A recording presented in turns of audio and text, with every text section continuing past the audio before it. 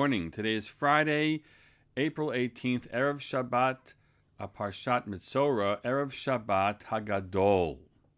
Shabbat Hagadol. We will be reading the Haftarah this Shabbos, which describes Yom Hashem Hagadol V'Hanorah, and maybe that's the reason, seemingly the primary reason why this day has taken the name of Shabbat Hagadol from the Haftarah. The main custom for Shabbat Hagadol is the Rav of the shul, the Rav of the community is Doresh, gives a drashah, the Shabbat Hagadol drashah, as I will. The custom actually was to do so in the afternoon. People come back, make a special trip back to shul, and it was a really important, significant community gathering. As you know, in our community, especially as folks live a good distance, many folks have a good distance from the shul.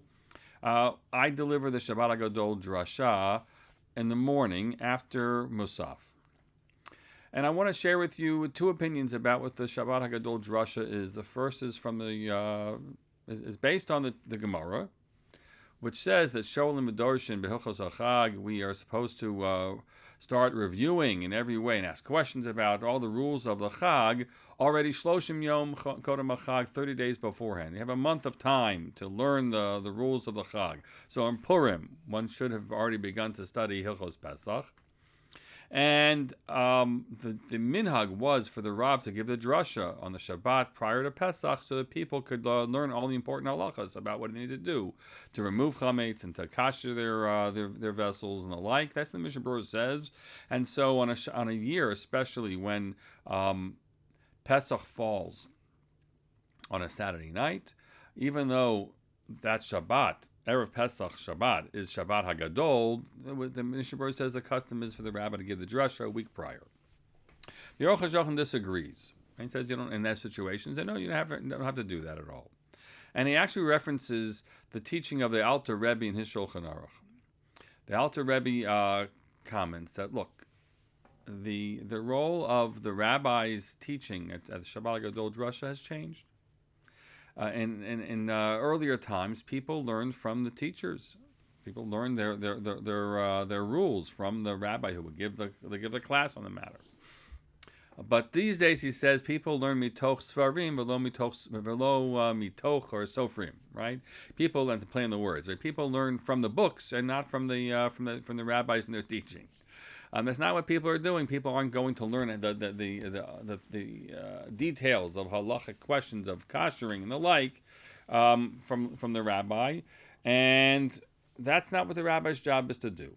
The rabbi's job in the Shabbos Hagadol drashah is to help bestir people, to lift people, to help them learn key lessons that relate to Pesach and the like. That's the role of the rabbi's drashah.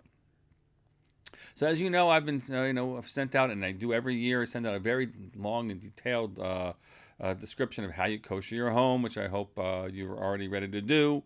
How you go about otherwise to rid your home of chametz and all things that one must do. I will try to remind people of some basic things on Shabbos Hagadol, but that's not what I'm going to do. Primarily, what I'm going to do is try to lift our spirits or focus our attention on what Pesach is supposed to be like for us, and how the Seder lays itself out for us, and what the Seder and elements of the Seder. You'll come, God willing, the Shabbos you'll hear me speak about a Seder in difficult times. That's really what I'm going to focus on, and that's the experience of the Shabbos Hagadol drashah.